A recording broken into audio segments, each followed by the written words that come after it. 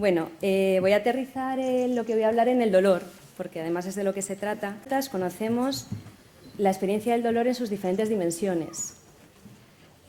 Aquí os he traído a un paciente que sufre dolor crónico, y es un paciente que se dedica a peregrinar de profesional en profesional, considerando que nadie es capaz de ayudarle en esta dificultad que tiene. Esos bichitos verdes que veis ahí tienen que ver con creencias disfuncionales, tienen que ver con creencias que son del tipo: esto es terrible, nadie me puede ayudar, lo que tengo es tan grave que ni siquiera salen las resonancias. Os los conocéis seguro, vamos. Y además es ese paciente que viene a consulta y dice: bueno, nadie me ha conseguido ayudar, ¿no? Pues probablemente vosotros tampoco. Tenéis que partir de ahí. Bueno, estos pensamientos, estas creencias incrementan la experiencia subjetiva del dolor. Es lo que hablaba en la anterior ponencia, ¿no? En los pensamientos catastrofistas, ¿vale? Hay a nivel mental algo que está haciendo mucho más complicado ese dolor físico. Bueno, aquí os hablo de Arturo Goicoechea, que para mí yo creo que está dando la clave en esto, ¿no? Y que sé que muchos de vosotros le seguís. Bueno, pues, ¿qué puede pasar? Puede pasar que os encontréis intentando salvar a ese paciente, subiéndole los escalones al principio, y luego más adelante pues lamentándoos porque tenéis de nuevo a ese paciente en la sala de espera, que os está frustrando, y ya en el peor de los casos incluso tenéis sentimientos negativos hacia él. En el mejor de los casos sois conscientes, gracias a trabajos como los que hemos visto anteriormente, de que no solamente tenéis que trabajar a un nivel físico, sino que también es importante trabajar a un nivel de descodificación cerebral, ¿no? De alguna manera tenéis que convertiros en psicólogos somáticos que descodifiquen esa información que tiene el cerebro acerca de una información dolorosa. Para todo esto, la neurociencia está siendo fundamental en todo el empuje que está dando, ¿no? Concepto que también se ha hablado antes, el de la neuroplasticidad, está haciendo que muchos profesionales de diferentes ámbitos seamos conscientes de dónde tenemos que intervenir, de dónde también tenemos que intervenir, ¿no? Tres aspectos que me parecen fundamentales de la neuroplasticidad es que creamos nuevas neuronas y nuevas conexiones toda la vida, y que las nuevas neuronas van a parar a zonas del cerebro que más usamos. Esto nos está diciendo que con la actividad somos capaces de moldear la mente. Como os comentaba antes, este empuje de la neurociencia está dando lugar a diferentes enfoques, y en la psicoterapia está ayudando a dar una base consistente a terapias que denominamos de tercera generación, entre las que se encuentra el mindfulness y terapias de reprocesamiento cerebral como el MDR, que le da una importancia fundamental al vínculo existente entre la representación neuronal y la percepción sensorial del cuerpo. Bueno, pues como os comentaba, yo soy terapeuta MDR y os voy a hablar del enfoque que tiene el MDR sobre el dolor. El MDR significa reprocesamiento y desensibilización a través de los movimientos oculares. Esta técnica fue desarrollada a finales de los años 80 por Francis Shapiro, psicóloga norteamericana, que cuando estaba en los estudios de posgrados se dio cuenta un día andando por la calle que llevaba unos pensamientos que la estaban perturbando, cómo esos pensamientos iban perdiendo intensidad emocional. Entonces se paró a ver qué estaba sucediendo y se dio cuenta que lo que estaba sucediendo es que estaba moviendo los ojos de un lado para otro. Y entonces, pues bueno, supongo que como tendría que hacer una tesis o algo, pues dijo, pues voy a mirar esto, a ver qué es lo que está sucediendo. Y entonces hizo una investigación con veteranos de la guerra de Vietnam y con víctimas de abuso sexual, personas con lo que denominamos trastornos por estrés postraumático, en los que se hizo una terapia donde se les inducía voluntariamente y siguiendo unos parámetros estimulación en los ojos. Entonces, se vio que los síntomas del estrés postraumático se reducían y entonces a partir de ahí empezaron más investigaciones, ¿no? Hasta actualmente. En un principio la técnica se llamó simplemente de sensibilización a través de los movimientos oculares, pero más adelante se ha visto que lo que se produce también es un reprocesamiento a nivel cerebral. Actualmente la OMS tiene reconocido al MDR como una de las terapias más eficaces para el tratamiento del trauma y hoy día en psicopatología lo usamos en un montón de aspectos. Os voy a hablar del modelo que subyace al MDR. El modelo que subyace al MDR se llama SPIA, ¿vale? Significa Sistema de Procesamiento de la Información a Estados Adaptativos. Este modelo supone que todos dentro de nosotros tenemos este sistema que hace que cuando venga un acontecimiento seamos capaces de integrarlo, de reprocesarlo, de asimilarlo, de que se convierta en una experiencia saludable. Este modelo considera que las experiencias se asimilan en redes de memoria que tienen, por un lado, una imagen, un pensamiento, una emoción y una sensación física. El sistema está en constante comparación con experiencias que ya hemos pasado. Entonces, cuando tenemos una situación nueva, el sistema se pone en marcha, empieza a asimilarlo y lo mete en redes que tienen esta información con estos parámetros relacionados, ¿vale? Dentro del sistema límbico tenemos una estructura que se llama la amígdala, que es muy importante en todo este proceso, porque cuando ocurre una situación, la amígdala se pone en marcha y hace una valoración de esa situación. Si ve que la situación no genera ningún peligro, es completamente adaptativa, esa información se procesa con normalidad, se digiere con normalidad. Pero si la amígdala considera que es una situación que nos está poniendo en peligro, bloquea el sistema. Entonces se ponen en marcha todos los sistemas de alerta, que son mecanismos fisiológicos y biológicos. Entonces, ¿qué ocurre cuando nos encontramos con una situación traumática? Pues cuando nos encontramos en una situación traumática, según este modelo, lo que sucede es que, como el sistema de SPIA se queda bloqueado, no podemos asimilar esa nueva experiencia en redes de que ya tenemos. Eso se queda de manera aislada. Os voy a poner un ejemplo, ¿no? Cuando hay un accidente de tráfico, por ejemplo, estáis durante varios días con la cosa ahí de lo que habéis pasado, ¿no? Pues de repente estáis ahí tranquilos, de repente os viene como una imagen del accidente, o por la noche estáis como que no podéis dormir o que os viene un flashback, ¿no? El cerebro está tratando de digerir eso. Si consigue digerirlo de manera adecuada, esto se procesa y no pasa nada. Pero si no consigue digerirlo, se quedan estas redes de memoria aisladas disfuncionalmente, ¿vale? No tienen manera de comunicarse. Esto ocurre con el dolor.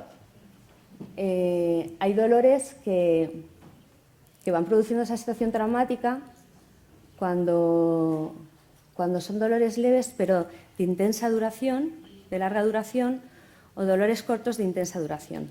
Producen una representación neural también. Mosley refiere que cuanto más crónico se hace un dolor, más aumenta su representación virtual en el cerebro. Esto tendría que ver con ello. Bueno, estas redes que han quedado almacenadas de manera aislada necesitan integrarse dentro de otras redes que tienen información más adaptativa. Pues el cambio terapéutico se consigue con esto. Lo que hay que hacer es integrar esas redes que han quedado de manera aislada con otra información más adaptativa. Esto os pongo un ejemplo a modo de modelo metafórico, ¿no? Cuando os enfadáis con alguien, ¿vale? O sea, alguien os ha hecho algo.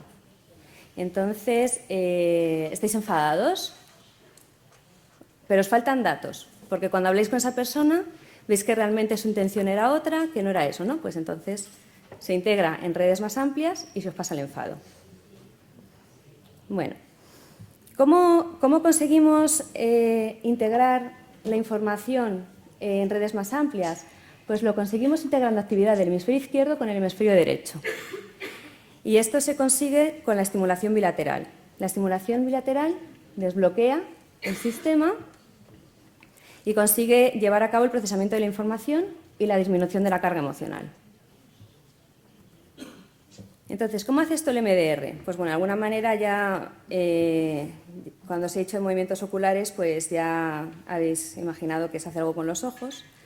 Eso era en un principio. Actualmente se utilizan otras maneras de hacer esta estimulación, que ahora os voy a explicar. En el caso de la estimulación bilateral visual, se puede hacer con aparatos como el que veis, que se llama Neurotec, que es una guía visual, o lo puede hacer el terapeuta con su mano.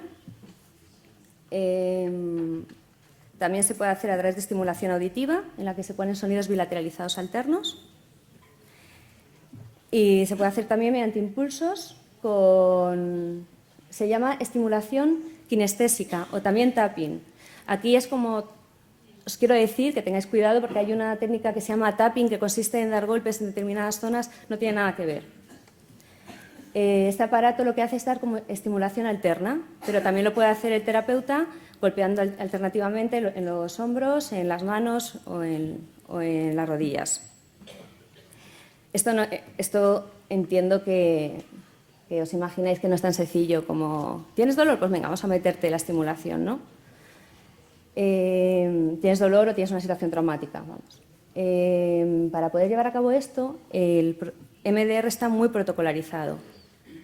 Entonces, en función de la dificultad y en función del paciente, se lleva a cabo de una manera u otra. El protocolo de MDR consta de 8 fases y requiere de profesionales pues, bien preparados.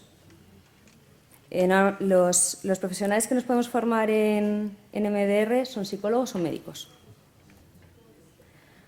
Bueno, quiero aterrizar esto en el dolor del miembro fantasma. Quiero contaros qué sucede, según este modelo, en las enfermedades dolorosas como el dolor del miembro fantasma. Como sabéis, el dolor del miembro fantasma ocurre entre el 50 y el 80% de los pacientes que sufren una amputación. Pues el modelo considera que las enfermedades dolorosas, como el dolor del miembro fantasma, son el resultado de recuerdos de dolor inadecuadamente almacenados.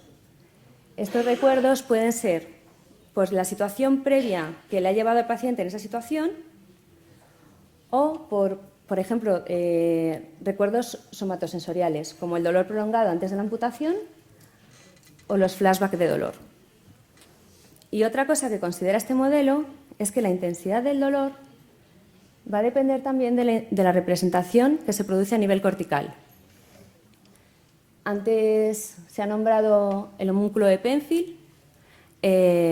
Cuando el homúnculo de Penfield, sabéis que es un mapa en la corteza cerebral que tiene representados órganos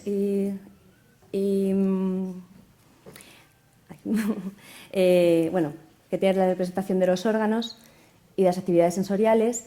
Y entonces, claro, cuando se produce una amputación física, pero no se produce una amputación a nivel de cerebro. Entonces, claro, esa representación sigue quedando ahí. Es decir, que si esa zona del cerebro se estimula, ese paciente sigue teniendo sensaciones en esa zona que ya no tiene. Entonces, todo esto requiere una reorganización. Bueno, ¿cómo entonces reprogramamos el cerebro de un dolor del miembro fantasma? Pues vamos a tener que tener en cuenta 2 factores. Por un lado, vamos a tener en cuenta que tenemos que desbloquear esos recuerdos que tienen que ver con la situación traumática. ¿Vale? Y por otro lado, vamos a tener que introducir al cerebro de que el tejido está bien.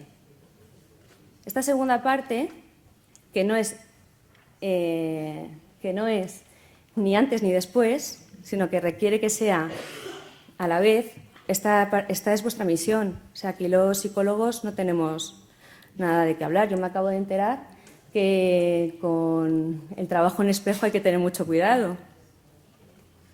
Entonces, pues bueno, como podéis ver aquí, hay una necesidad de que trabajemos a nivel de cerebro, con cosas que hacemos los psicólogos, y que se trabaje a nivel físico, pero se está dando información al cerebro. Pero eso ahí os toca a vosotros, a los psicólogos somáticos, como dice Goicoechea. Bueno, He hablado del dolor del miembro fantasma porque es algo que para explicaros cómo reprogramamos el cerebro es bastante visual. Pero cualquier dolor que traen vuestros pacientes no solamente es una sensación física. Este dolor en el sistema mental del paciente tiene un significado y cumple una función. Si el cerebro ha determinado que hay dolor, es porque necesita tener activa esa señal. Por alguna razón. No la podemos, a lo mejor no la entendemos nosotros ni la entiende el paciente, ¿vale? Yo me encuentro pacientes muy rebotados cuando dicen, bueno, a mí me han dicho que venga al psicólogo, pero yo no necesito venir al psicólogo. Hay toda la corriente de cognitivo-conductual que está fenomenal, de fisioterapia cognitivo-conductual, está hablando de no brain, no pain, ¿no? Pero sí, tenemos que tener mucho cuidado porque si hacemos esa simplicidad en esto y decimos, claro, es que el dolor está en tu cabeza, al paciente eso le rechina, pero un montón, porque el paciente no quiere tener dolor, pero por alguna razón ese paciente tiene dolor. El cerebro siempre está buscando algo que le ayude a sobrevivir. Entonces, antes de quitar el dolor, tenemos que darle algo que le diga, no tienes por qué sentir ese dolor. Os voy a poner el ejemplo de un dolor emocional como puede ser la pérdida de una persona querida, ¿no? Se supone que durante el primer año de la pérdida de esa persona, el cerebro se está reorganizando. O sea, estar mal emocionalmente tiene bastante lógica. No podemos esperar que una persona a los 6 meses esté bien, vamos a esperar al año. A los 2 años ya se ha producido toda la reorganización completa de ese cerebro. ¿Pero qué sucede? Hay veces que las personas, aunque pasen 2 o 3 años, siguen sumidas en ese dolor, ¿vale? Ese dolor que en psicología tratamos de quitar, pero que si buceamos un poquito más en el fondo, lo que vemos es que ese dolor tiene una función. Y la función que tiene para esa persona, por ejemplo, es no ser desleal a esa persona que se ha ido. Es decir, mientras que yo siga sintiendo dolor, sigo teniendo a esa persona presente. Entonces, yo tendré que trabajar antes, darle otras redes neuronales con información de que no es necesario eso. Esto ocurre con pacientes con dolor crónico. O sea, el dolor crónico puede tener que ver con cosas que están por debajo que no nos damos cuenta. Pues, por ejemplo, si a mí me duele, no voy a trabajar. Pero esto no es como, claro, es que tú como no quieres ir a trabajar, pues por eso te duele. No, la persona no tiene por qué ser consciente de esto, pero en la práctica clínica, cuando nos metemos un poquito, son cosas que vemos, ¿vale? O sea, sabéis además estos pacientes que les estáis mandando, pues eso, que hagan los estiramientos o no los hacen. ¿Para qué no los hacen? ¿Para qué necesitas seguir estando con el dolor? Y todo esto es a nivel muy inconsciente.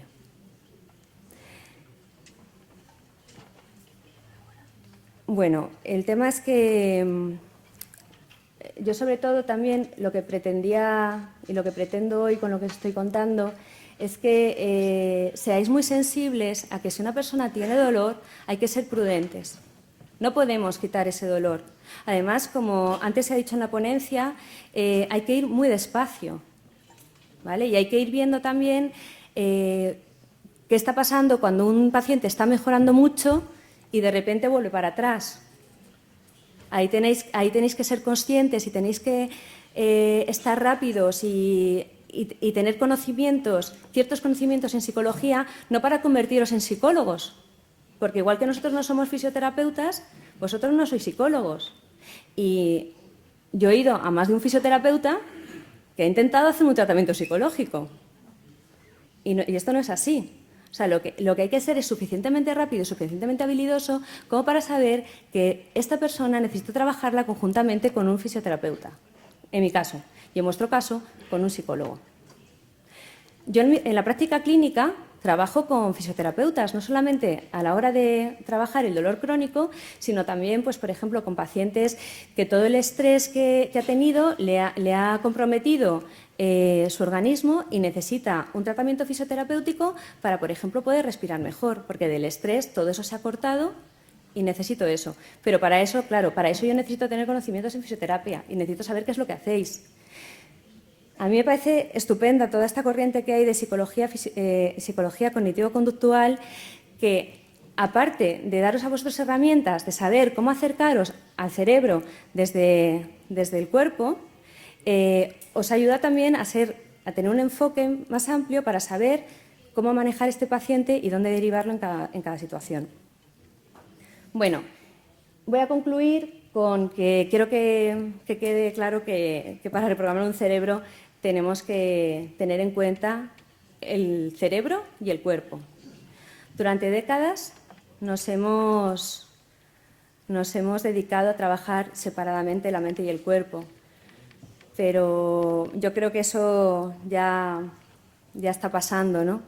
De hecho, el que yo esté aquí hoy claramente tiene que ver con que vosotros sois cada vez más conscientes de que hay que trabajar de una manera conjunta. Así que muchas gracias.